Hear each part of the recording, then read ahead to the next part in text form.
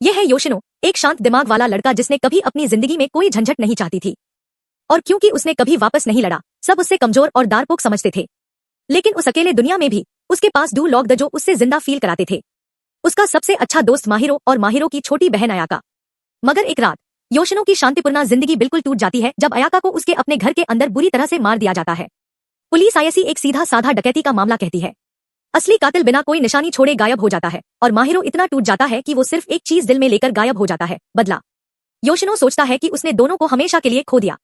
लेकिन जब वो अयाका की कब्र पर जाता है तो अचानक एक ऐसी सच्चाई सामने आती है जो सब कुछ बादल देती है। माहिरो अभी जिंदा है। और सिर्फ यही नहीं, उसने एक मशहूर दाया के साथ एक डील की है, मना हुआ जादू की ताकत हासिल की है और अब वो सिर्फ अपनी बहन के कातिल को ढूंढने के लिए दुनिया के सबसे टकटवार जादूगरों से लड़ने के लिए तैयार है। एनीन की शुरुआत योशिनो से होती है, एक बेचारा मासूम लड़का जिसका दिल बहुत अच्छा है, जिसकी जिंदगी तब उलट जाती है जब वो अपने पुराने दोस्त और प्यारी अयाका की कब्र पर जाता है। उसका चेहरा साफ दिखता है कि वो अभी भी दोनों के लिए दर्द उठा रहा है। और वहाँ जब वो पाल पहले से ही भारी होता है, मशहूर एफबीआई एजेंट फ्रॉलिन आती है।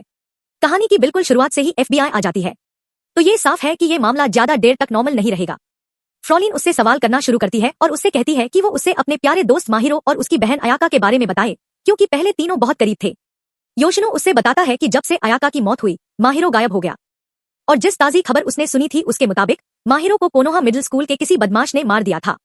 फ्रॉलिन उसकी बातों को बिल्कुल नहीं मानती और एक तेज मूव में वो उसकी तरफ बंदूक टांग के कहती है, तू सच में चाहता है कि मैं तेरी ये सस्ती कहानी मान लूं?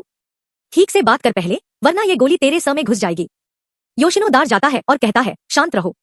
कसम से मैं तुम्हें वो सब कुछ पहले ही बता चुका हूँ जो मुझे पता है। मुझे और कुछ नहीं पता। अयाका के जाने के बाद हमारे आसपास सब कुछ मौत जैसा लगने लगा। पुलिस ने उसकी मौत की सही तरह से जांच नहीं की। उन्होंने मामला जल्दी बंद कर दिया और कह दिया कि एक चोर घर में पैसा चुराने आया था। लेकिन माहिरो ने ये एक्सप्लेनेशन कभी नहीं माना, एक पाल के लिए भी नहीं। वो जानता था कि जिस इंसान को पकड़ा गया वो बेगुनाह था और उन गंदे अधिकारियों ने वो मामला उस पार थोप दिया क्योंकि वो खुद कोई तकलीफ नहीं उठाना चाहते थे। वो सिर्फ अपने ऑफिस में बैठकर हंसा करना, वक्त बर्बाद करना, महीने के अंत में अपनी तनख्वाह लेना और कुछ काम का नहीं करना चाहते थे। योशिनो कहता है कि अफसोस की बात है, ये उनके देश का हाल है। अब जापान यही बन गया है। फ्रॉलिन उसकी बातों से प्रभावित होती है और योशिनो आगे कहता है कि माहिरो ने कसम खाई थी कि वो अयाका के लिए इंसाफ लाएगा, चाहे कुछ भी हो जाए। योशिनो को समझ नहीं आता क्या करे, तभी बैटकिस्मैट तितलियां वहां भर जाती है। फ्रॉलिन एक पाल के लिए ध्यान भटकती है और योशिनो उस मौके का फायदा उठता है और उससे छलता है, बंदूक भी उसके हाथ से गिरा देता है। लेकिन कुछ महफूज होने से पहले फ्रॉलिन दूसरा हथियार निकालती है और कहती है, मैं इसके लिए भी तैयार थी, जान। वो योशिनो को मारने के लिए आगे बढ़ती है, लेकिन मौत उससे छूने से पहले वो लड़का वापस आ जाता है जिसे सबने खत्म समझ लिया था, एक कभी ना भूलने वाले सपने की तरह। माहिरो जिंदा है। यह है योशिनो, एक शांत दिमाग वाला लड़का जिसने कभी अपनी जिंदगी में कोई झंझट नहीं चाहती थी। और क्योंकि उसने कभी वापस नहीं लड़ा, सब उससे कमजोर और डरपोक समझते थे। लेकिन उस अकेले दुनिया में भी उसके पास डू लॉक द जो उससे जिंदा फील कराते थे। उसका सबसे अच्छा दोस्त माहिरो और माहिरो की छोटी बहन अयाका। मगर एक रात योशिनो की शांतिपूर्ण जिंदगी बिल्कुल टूट जाती है जब अयाका को उसके अपने घर के अंदर बुरी तरह से मार दिया जाता है। पुलिस आईसी एक सीधा साधा डकैती का मामला कहती है। असली कातिल बिना कोई निशानी छोड़े गायब हो जाता है और माहिरो इतना टूट जाता है कि वो सिर्फ एक चीज दिल में लेकर गायब हो जाता है, बदला। योशिनो सोचता है कि उसने दोनों को हमेशा के लिए खो दिया। लेकिन जब वो अयाका की कब्र पर जाता है तो अचानक एक ऐसी सच्चाई सामने आती है जो सब कुछ बादल देती है। माहिरो अभी जिंदा है। और सिर्फ यही नहीं, उसने एक मशहूर दाया के साथ एक डील की है, मना हुआ जादू की ताकत हासिल की है और अब वो सिर्फ अपनी बहन के कातिल को ढूंढने के लिए दुनिया के सबसे टकटवार जादूगरों से लड़ने के लिए तैयार है। एनीन की शुरुआत योशिनो से होती है, एक बेचारा मासूम लड़का जिसका दिल बहुत अच्छा है, जिसकी जिंदगी तब उलट जाती है जब वो अपने पुराने दोस्त और प्यारी अयाका की कब्र पर जाता है। उसका चेहरा साफ दिखता है कि वो अभी भी दोनों के लिए दर्द उठा रहा है। और वहाँ जब वो पाल पहले से ही भारी होता है, मशहूर एफबीआई एजेंट फ्रॉलिन आती है। कहानी की बिल्कुल शुरुआत से ही एफबीआई आ जाती है, तो ये साफ है कि ये मामला ज्यादा देर तक नॉर्मल नहीं रहेगा। फ्रॉलिन उससे सवाल करना शुरू करती है और उससे कहती है कि वो उससे अपने प्यारे दोस्त माहिरो और उसकी बहन अयाका के बारे में बताए, क्योंकि पहले तीनों बहुत करीब थे। योशिनो उससे बताता है कि जब से अयाका की मौत हुई, माहिरो गायब हो गया। और जिस ताजी खबर उसने सुनी थी उसके मुताबिक माहिरो को कोनोहा मिडिल स्कूल के किसी बदमाश ने मार दिया था।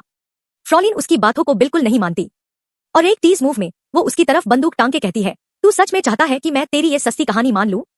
ठीक से बात कर पहले, वरना ये गोली तेरे सर में घुस जाएगी। योशिनो दार जाता है और कहता है, शांत रहो। कसम से मैं तुम्हें वो सब कुछ पहले ही बता चुका हूँ जो मुझे पता है। मुझे और कुछ नहीं पता।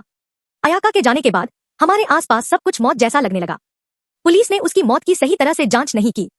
उन्होंने मामला जल्दी बंद कर दिया और कह दिया कि एक चोर घर में पैसा चुराने आया था। लेकिन माहिरो ने ये एक्सप्लेनेशन कभी नहीं माना, एक पाल के लिए भी नहीं। वो जानता था कि जिस इंसान को पकड़ा गया वो बेगुनाह था और उन गंदे अधिकारियों ने वो मामला उस पार थोप दिया क्योंकि वो खुद कोई तकलीफ नहीं उठाना चाहते थे। वो सिर्फ अपने ऑफिस में बैठकर हंसा करना, वक्त बर्बाद करना, महीने के अंत में अपनी तनख्वाह लेना और कुछ काम का नहीं करना चाहते थे। योशिनो कहता है कि अफसोस की बात है, ये उनके देश का हाल है। अब जापान यही बन गया है। फ्रॉलिन उसकी बातों से प्रभावित होती है और योशिनो आगे कहता है कि माहिरो ने कसम खाई थी कि वो अयाका के लिए इंसाफ लाएगा, चाहे कुछ भी हो जाए। योशिनो को समझ नहीं आता क्या करे। तभी बैडकिस्मैट तितलियां वहां भर जाती है। फ्रॉलिन एक पाल के लिए ध्यान भटकती है और योशिनो उस मौके का फायदा उठता है और उससे छलता है। बंदूक भी उसके हाथ से गिरा देता है। लेकिन कुछ महफूज होने से पहले फ्रॉलिन दूसरा हथियार निकालती है और कहती है, मैं इसके लिए भी तैयार थी, जान। वो योशिनो को मारने के लिए आगे बढ़ती है, लेकिन मौत उससे छूने से पहले वो लड़का वापस आ जाता है जिसे सबने खत्म समझ लिया था, एक कभी ना भूलने वाले सपने की तरह। माहिरो जिंदा है। लेकिन अगर ये पागलपन समुंदर के ऊपर है तो जमीन के नीचे रेगी के लोग कुछ और भी ज्यादा अंधेरा कर रहे हैं। ये साफ हो जाता है कि वो सब कुछ उस फूलों वाले पेड़ के लिए उचित खाद के रूप में तैयार कर रहे हैं। अब तक वो सफल नहीं हुए, लेकिन माहौल ऐसा लगता है कि अगला कदम सबके लिए अंधेरा लाएगा। लड़के उस नजारे को देखकर बिल्कुल जम जाते हैं और हिकारी उन्हें तुरंत भागने के लिए कहती है। माहिरो पूछता है कि वो अभी दुश्मन से क्यों ना लड़ ले और फिर पूछता है कि क्या वो अयाका के मामले में उसकी मदद नहीं करेगी। हिकारी उससे घर जाने को कहती है क्योंकि शायद वो वहां अपने जादू से कुछ ढूंढ सके। वो राजी हो जाते हैं और वो उन्हें उस घर भेज देती है क्योंकि वही वो जगह है जहां अयाका को मारा गया था। वो घर पहुंचते हैं और अंदर जाते हैं। माहिरो उदास हो जाता है जब उसकी गोडली हुई बहन अयाका की यादें वापस आती है, लेकिन हिकारी उससे जल्दी ध्यान वापस लाती है और घर के अंदर एक छुरी की जगह बताती है जिस पर निशान बेन हुए हैं। बिना किसी झिझक के वो उससे धुंध लेता है और हिकारी की हर हिदायत को ठीक ठीक मानता है। काम खत्म करने के बाद वो योशिनो को एक जादुई कंगन देता है जिसे वो कई बार इस्तेमाल कर सकता है अगर वो कभी किसी खतरनाक हालत में पैट जाए। हिकारी ट्रैकिंग का जादू पूरा करती है और माहिरो के हाथ में पकड़ी छुरी से एक काली रोशनी निकलती है जो उस इंसान के बारे में जानकारी एकत्र करती है जिसने अयाका को मारा। वो उससे कहती है कि सरहद वाला पठार उनकी जगह के पास रिएक्ट कर रहा है और उसके इंसानी दोस्त को जरूर नुकसान पहुंचेगा, इसलिए वो सख्त लहजे में कहती है कि वो जज्बाती ना हो। माहिरो राजी हो जाता है और योशिनो से कहता है कि जल्दी निकल जाए क्योंकि उससे उसकी जरूरत नहीं और योशिनो सिर्फ रास्ते का रोकावट बनेगा। उसके अल्फाज काटे हैं, लेकिन उनके पीछे का दार साफ दिख रहा है। वो अपने करीब किसी को दोबारा खो नहीं देना चाहता। योशिनो जाने से इनकार करता है और कहता है, मैं तुम्हारे साथ हूँ, मैं तुम्हें अकेला नहीं छोड़ूंगा। माहिरो चिल्लाता है, तुम्हें मेरी मदद नहीं करनी, गुड़िया अपने पास रख लो और ये जादू भी, ये तुम्हें काले लोहे की बीमारी से बचाएगा और तुम इसे अपनी हिफाजत के लिए भी इस्तेमाल कर सकते हो। बस वो शक्ल सोचो जो तुम्हें चाहिए और वो तुम्हारे हाथ में आ जाएगी। योशिनो कहता है, शुक्रिया, लेकिन तुम अपनी पुरानी जिंदगी में कब वापस आओ जी? माहिरो कहता है, पुराना माहिरो अब खत्म हो गया। वो कमजोर लड़का जा चुका है और उसकी जगह एक जंगल जैसा इंसान आ गया है। मैं वो हीरो बन गया हूँ जो हिकारी की मदद करके दुनिया बचाएगा और जब मैं उस हरामजादे को ढूंढ लूंगा जिसने मेरी बहन को मारा तो मैं उससे छीन कर रख दूंगा। योशिनो कहता है, मजबूत रहो, मुझे तुम पर भरोसा है। माहिरो कहता है, बस इतना काफी है, मैं अब जा रहा हूँ, अलविदा। कुछ चाहिए? लेकिन योशिनो जवाब देने से पहले वो लांटी लड़की फ्रोलाइन वहां आ जाती है। वो उससे रुकने का हुक्म देती है और कहती है कि वो बताए कि उन्होंने जादू कहाँ किया। योशिनो उससे खंडार करता है कि दूर रहो वरना वो उससे तकलीफ देगा और पछताएगा। वो उससे छलता है और भाग जाता है, फिर स्कूल के अंदर छुप जाता है और जैसे ही वो पहुंचता है वो अपने दोस्तों को काले कर्ज की वजह से धात में बदलते देखता है। वो सोचता है कि वो फ्रोलाइन से भाग गया, लेकिन वो अभी भी उसके पीछे है और उसका पीछा करना बंद नहीं करती। वो स्कूल पहुंचती है और उसकी तलाश करती है और उसकी जगह ढूंढने के लिए वो कुछ ऐसा एक्टिवेट करती है जिसे बड़ी मात्रा में धुआं छूट जाता है। योशिनो सांस नहीं ले पाता, इसलिए वो छुपाई की जगह छोड़ता है और भागना शुरू करता है और यही बिल्कुल वही था जो फ्रोलाइन चाहती थी। दूसरी तरफ माहिरो सब कुछ खत्म करने के बाद चलते चलते आगे बढ़ता रहता है, लेकिन आगे का रास्ता अब साफ नहीं रहा। उसने सोचा था कि हिकारी की मदद करना शायद उससे आगे बढ़ने का मौका देगा, मगर दुश्मन पहले से उसका इंतजार कर रहे थे। साइमन के कुसरी क्लैन का भाला उस्ताद नत्सुमुरा सामने आता है और ये वही क्लैन है जिससे हिकारी ताल्लुक रखती है। हिकारी तुरंत माहिरो को खंडार करती है और कहती है कि भाग जाए क्योंकि वो इस दुश्मन को नहीं हरा सकता। माहिरो कहता है, उससे भागना, मैं उसके सर पर रात ला दूंगा। वो हमला करता है, लेकिन नत्सुमुरा अजीब रफ्तार से बचता रहता है। माहिरो को एक से ज्यादा बार परखने के बाद नत्सुमुरा कंफर्म करता है कि माहिरो ने अपना जादू हिकारी से लिया है और वो सब कुछ लॉर्ड साइमन को इत्ल करता है। कहता है, जी हाँ साहिब, ये वही इंसान है जिसने आपकी बहन हिकारी के साथ अनुबंध किया है। साइमन उससे हुक्म देता है कि माहिरो को बिना मारे पकड़ ले और नत्सुमुरा जवाब देता है, खुशी के साथ। माहिरो के आसपास खतरा गहराता जाता है और ऐसा लगता है कि ये रात उसकी किस्मत का फैसला कर सकती है। उसी वक्त फ्रोलिन मास्क पहनकर योशिनो को धुआं के जरिए ढूंढ रही है, लेकिन उससे अंदाजा नहीं कि कैसे दबाव एक शांत लड़के को भी बादल सकता है। योशिनो एक अजदहा की तरह उसकी तरफ दौड़ा आता है, उससे दीवार से लगाता है और उसके हाथ से हथियार छीन लेता है। वो इसे दोबारा पाने की कोशिश करती है, लेकिन लड़का अचानक एक जादुई मूव इस्तेमाल करता है और उससे सीधा स्कूल की छत से नीचे फेंक देता है। और एक पाल के लिए योशिनो खुद यकीन नहीं कर पाता कि उसने ये किया, जैसे उसके अपने हाथ उसके दिमाग से तेज चल गए। वो वहां खड़ा हैरान होकर सोचता है, मैंने ये कैसे किया? वो वाकई में पागल था। लेकिन फ्रॉलिन दूर फेंके जाने के बाद भी खतरनाक रहती है और उससे खंडार करती है कि वो इस झंझट से दूर रहे, क्योंकि अगर वो ऐसा करता रहा तो वो ऐसे मसालों में फैंस जाएगा जो उससे बहुत बड़े लगेंगे। योशिनो थके लेकिन अड्डे दिल के साथ जवाब देता है, खुदा मेरी मदद करे बहन जी, लेकिन ये ख्याल कि मैं माहिरों को अकेला छोड़ूंगा, इसको तुम बिल्कुल भूल जाओ। वो इस दुनिया में मेरा सबसे करीब दोस्त है। और सच्ची बात यह थी कि वो लड़का सिर्फ दोस्ती की वजह से माहिरों से नहीं जुड़ा था। गहराई में वो अयाका से भी मोहब्बत करता था, अपने बेहतरीन दोस्त की बहन से। तो वो दर्द उससे माहिरों के साथ और भी मजबूती से जोड़े रखा था। इधर माहिरो अभी भी भाले वाले लड़के नत्सुमुरा का सामना कर रहा है और वो लड़का उससे इतना मार रहा है कि माहिरो लगता है जैसे हर तरफ से कुचला गया हो। वो कुछ भी कोशिश करे उससे हरा नहीं सकता, लेकिन क्या माहिरो यहाँ हार मानेगा? बिल्कुल नहीं। वो नत्सुमुरा पर अपनी पूरी ताकत से वार करता है, मगर भाले वाला पठार की तरह खड़ा रहता है, किसी भी चीज से ज्यादा असर नहीं होता। माहिरो को एहसास होता है कि वो सीधा नहीं झेल सकता, इसलिए वो पास की किसी जगह चुप जाता है और हिकारी से राब्ता करता है, उससे सही तरह ना खंडारने के लिए डॉश देता है।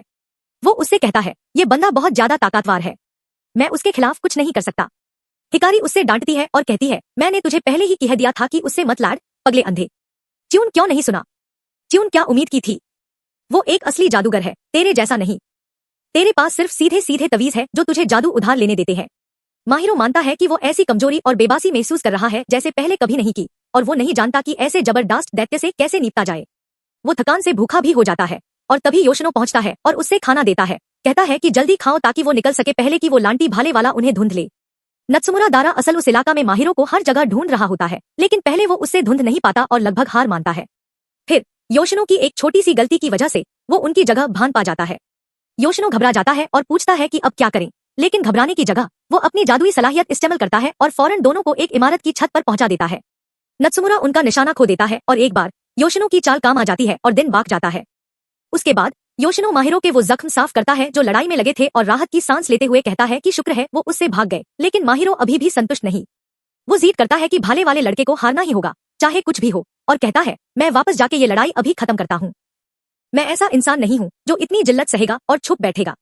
फिर वो योशिनो को कुछ देता है और कहता है कि आईएसी संभाल के रखो, और अगर उससे कुछ हो जाए तो योशिनो को हिकारी से राब्ता करना है, उससे सब कुछ बताना है और उसकी जगह आगे बढ़ना है अगर वो मर जाए। योशिनो कबूल करता है और कहता है ये हो जाएगा, और माहिरो उस हिंसक दैत्य, उस डरावने भाले वाले जादूगर की तरफ वापस चला जाता है, जबकि योशिनो उसके लिए फिक्रमंद रहता है। हिकारी योशिनो को तसल्ली देती है और कहती है कि घबराए नहीं, वो उस भाले वाले लड़के को अच्छी तरह जानती है। वो समझाती है कि नत्सुमुरा ने सिर्फ उन्हें अपनी रफ्तार से बेवकूफ बनाया था, क्योंकि कुसरीबे क्लैन के पास वाकई में इतनी ताकतवर अटैक मैजिक नहीं होती जितनी योशिनो सोचता है। सीधे अल्फाज में भाले वाला सिर्फ बहुत तेज स्पीड से इधर उधर जा सकता है। जब असली हमला करने की ताकत की बात आती है तो वो उतना खतरनाक नहीं है जितना दिखता है।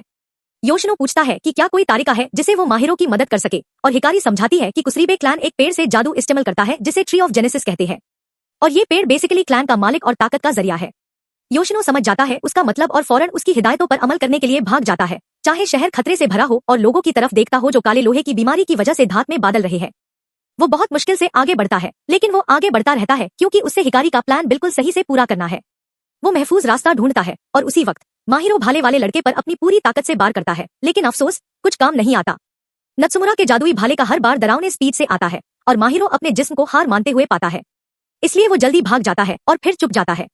उस छुपे हुए मकम पर वो अपनी गोडली बहन अयाका को याद करता है, वो कैसी उसकी देखभाल करती थी, उसके अल्फाज कितने नर्म थे और उसका दिल कितना गर्म था। वो यादें दोबारा उसमें हिम्मत भर देती है और वो अपने आप से कहता है कि उससे उस लानती इंसान को गिराना ही होगा। उसी वक्त जालिम हुकूमत को पता चल जाता है कि क्या हुआ है और वो फौरन मासूमाने इलाकों को अलग करने का फैसला करती है। वो दाखिल होने और निकलने के रास्तों पर मिसाइल से बमबारी कर देते हैं और योशिनो माहिरो के लिए डर जाता है, फिक्रमंद होता है कि कहीं उससे कुछ हो ना जाए। जब वो अपना तलाश करने वाला जादू इस्तेमाल करता है, उससे पता चलता है कि हुकूमत उसी दिन उस इलाका को अलग करने वाली है जहां माहिरो है। योशिनो उससे बचाने जाना चाहता है, लेकिन एक पाल के लिए डर उससे जकड़ लेता है, क्योंकि अगर वो उस इलाका में जाता है तो वो भी फांस सकता है और कभी नहीं निकल सकता। फिर भी वो अयाका की वजह से और इसलिए कि माहिरो उसका सबसे करीब दोस्त है, खुद को चलने पर मजबूर करता है। उस पाल माहिरो एक लंबे टनल में से भाग रहा होता है बचने की कोशिश में, लेकिन नत्सुमुरा उसके पीछे एक साये की तरह लगा हुआ है, एक पाल के लिए भी नहीं छोड़ता। ठीक पहले कि नत्सुमुरा उससे पकड़ ले, योशिनो बिल्कुल सही वक्त पर पहुंचता है और माहिरो को वहां से छुपा लेता है। उसके बाद दोनों जल्दी से भाग जाते हैं पहले कि इलाका पूरी तरह बंद हो जाए। वो निकल जाते हैं और निकलने के सिर्फ कुछ पाल बाद पूरा इलाका बिल्कुल काट दिया जाता है। वो मंजर इतना भयानक है कि रोने को दिल करता है जब मिसाइल इस इलाका पर गिरती है और उससे बाकी दुनिया से अलग कर देती है।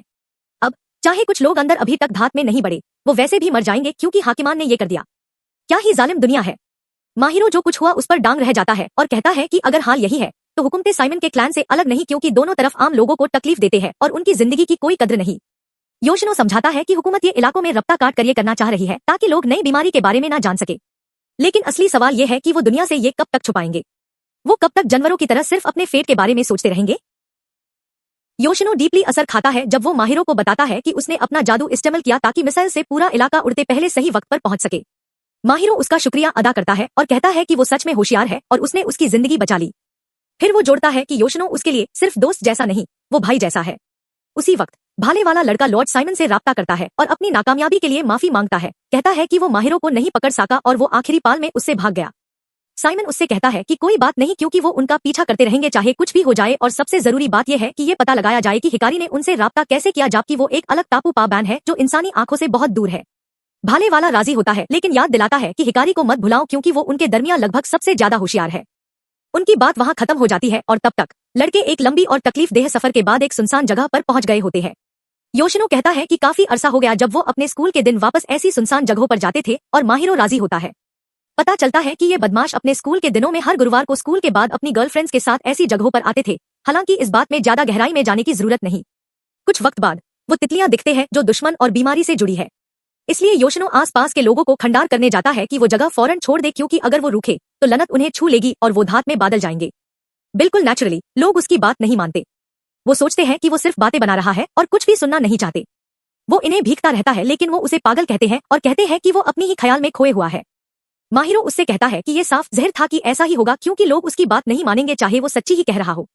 वो योशिनो से पूछता है कि वो ऐसे लोगों से नरमी के साथ कैसे डील करने की उम्मीद रखता है जब उनकी नजर में वो बस एक बेवकूफ बच्चा है।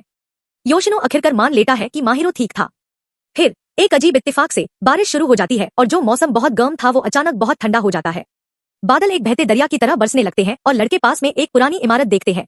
इसलिए वो अंदर जाते हैं और वहां रुक जाते हैं जब तक मौसम थोड़ा शांत नहीं हो जाता।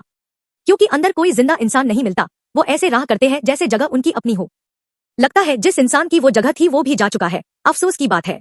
लड़के वहां रहने का फैसला करते हैं, नहाने जाते हैं, नाश्ता तैयार करते हैं और थोड़ी देर सांस लेते हैं। इतनी अफरातफरी के बाद हिकारी योशिनो से बातें करना शुरू करती है और अपनी अक्लापत की वजह से उससे अपने दिल की बात बताती है। वो उससे पूछती है उसकी माहिरो के साथ दोस्ती के बारे में और क्या चीज उन्हें इतना करीब लाई। योशिनो मुस्कुराता है और कहता है वो तो पुरानी बातें हैं। फिर समझाता है कि वो और माहिरो प्राइमरी स्कूल से दोस्त रहे हैं। अन दिनों माहिरो स्कूल से शांतिपूर्ण तौर पर वापस आ रहा था जब एक मुजरिम जो पुलिस से भाग रहा था अचानक उससे टकरा गया। हिकारी पूछती है कि क्या यही उनकी मुलाकात का तारीका था, लेकिन योशिनो कहता है कि ठीक यही बात दोनों के बीच नहीं हुई थी। अगला दिन स्कूल में, क्योंकि योशिनो क्लास का नुमाइंदा था, ये उसकी जिम्मेदारी बन गई कि वो जख्मी क्लासमेट को हॉस्पिटल में मिलने जाए। कोई नहीं जाना चाहता था माहिरो को, क्योंकि वो स्कूल के बदमाशों में से एक माना जाता था। इसलिए योशिनो अकेला गया। हॉस्पिटल में माहिरो ने उससे कहा कि उस इंसान को ढूंढने में मदद करो जिसने उससे मारा, क्योंकि ठीक होने के बाद वो उससे अच्छी तरह पिटना चाहता था। योशिनो ने वकाई में मामले की जांच की और दरियाफ्त किया कि जिसने माहिरो को मारा वो माहिरो के खानदान से जुदा एक बूढ़ा ड्राइवर था और उसने पुलिस का पीछा ऐसे कराया ताकि ये एक्सीडेंट जानबूझकर ना लगे। वो दिन गुजर गए उसके बाद और तब से योशिनो और माहिरो दोस्त बन गए। योशिनो ये भी कहता है कि अगर माहिरो उसकी जिंदगी में नहीं होता वो आज वो इंसान नहीं होता जो है। वापस हाल पर आते हैं। माहिरो नहाने से बाहर आता है और योशिनो के साथ खाना खाने बैठता है और सब कुछ झेलने के बाद वो खाना अजीब तौर पर लाजवाब लगता है। वक्त तेजी से गुजरता है और रात को माहिरो थकान से सो जाता है, जो समझ में आता है क्योंकि साइमन के चेले के साथ उसकी लड़ाई ने उससे बिल्कुल निचोड़ दिया था। योशिनो अकेला बैठता है और अयाका को याद करता है। उससे एहसास होता है कि वो उससे कितना प्यार करता था। अगली सुबह हिकारी टापू पर अकेली बैठी होगी, वक्त गुजारने की कोशिश करती है और गिनाती है कि वो वहां कितने दिन से बंद है। अकलापत सच्ची मुश्किल होती है और वो अपनी आजादी के बारे में सोचती रहती है। उस रात तक साइमन ने उससे धोखा दिया और वो अलग जगह लाई गई थी, तब से 131 दिन हो गए थे। अकलापत की वजह से वो खुद से बातें करती है और कहती है कि एक बार वो वहां से निकल गई तो वो साइमन को छोड़ेंगी नहीं, और वो कसम खाती है कि वो उस गद्दार को कभी माफ नहीं करेगी। फिर कहानी दोबारा लड़कों पर वापस आती है। वो घने जंगल वेल इलाके को छोड़कर निकल गए हैं और वकाई में नहीं जानते कि कहाँ जा रहे हैं। लेकिन हिकारी उन्हें बताती है कि जहां वो जा रहे हैं वहां काला लोहा की बीमारी नहीं है, इसलिए वो थोड़ा चैन ले सकते हैं और खुद को संभाल सकते हैं। उसके अल्फाज से वो थोड़ा महफूज महसूस करते हैं, लेकिन अंधेरों में खलनायक पहले ही अपने बुरे इरादे पर बात कर रहे हैं। साइमन का साथी उससे कहता है कि फिक्र ना करे, लड़कों की जगह जल्द मिल जाएगी। बस उन्हें जरूरत है कि लड़के रास्ते में किसी को मारे, क्योंकि जिस पाल वो अपना नायाब जादू इस्तेमाल करें दुश्मन उन्हें ट्रैक कर पाएंगे। ये लोग बिल्कुल सीधे नहीं है। उन्हें अच्छी तरह याद है कि हिकारी क्यों खतरनाक है और वो लड़कों को जल्दी ढूंढने का फैसला करते हैं पहले कि वो उससे पहुंच सके, क्योंकि वो अच्छी तरह जानते हैं कि लड़का अचानक एक जादुई मूव इस्तेमाल करता है और